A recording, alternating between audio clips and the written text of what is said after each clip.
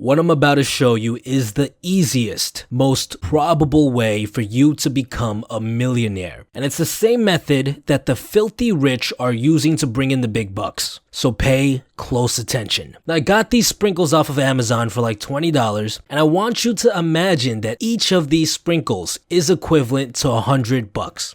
So we got Jim, we got Jane, and we got John. Jim is what people like to call a goody two-shoes. He starts investing his money at the age of 19, $300 a month. Jane is like most other people. When she was in her early 20s, she spent her time and money freely. She would go out, eat with her friends, have some drinks. She didn't get serious about life and start investing until she was 27. Same amount as Jim, $300 a month. And then we got John. John is a carefree dude. The idea of investing never occurs to him. He always thought, oh, Social Security and my pension, that's going to cover my living expenses in the future. Now, when Jim starts investing, he invests $300 a month.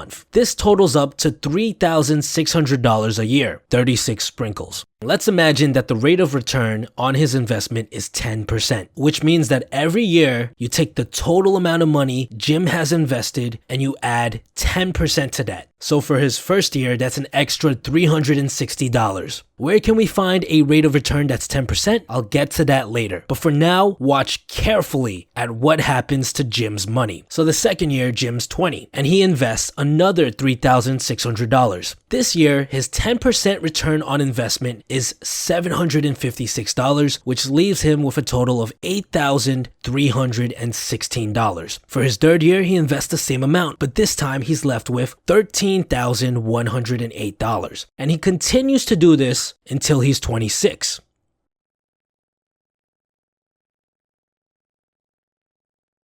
At which point he stops investing money. But watch as his money grows throughout the years by only factoring in his 10% rate of return. He's not adding in more money. He's simply leaving it in there and watching it grow. By the time he is 65, although he hasn't actually invested more than $28,800, which is about the average price of a brand new car nowadays, he's already accumulated a whopping $1,863,287.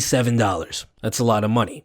Now let's take a look at our friend Jane. Jane doesn't start investing until she's 27. Same thing as Jim, $300 a month, except Jane never stops investing. She continues to put in $300 a month until she's 65. So let's take a look at her results. She ends up investing $108,000 more than Jim, yet she makes only $1,589,733, which is about $250,000 less than Jim, all because she started investing 8 years later than he did. This is still a very large sum of money.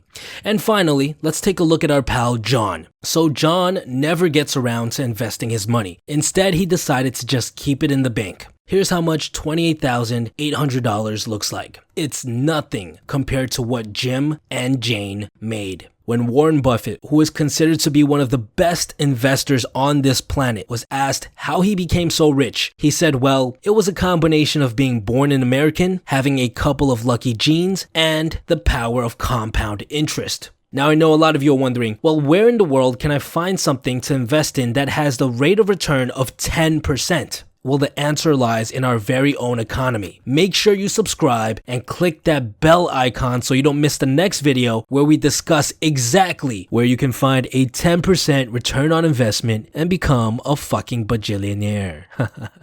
Stay tuned.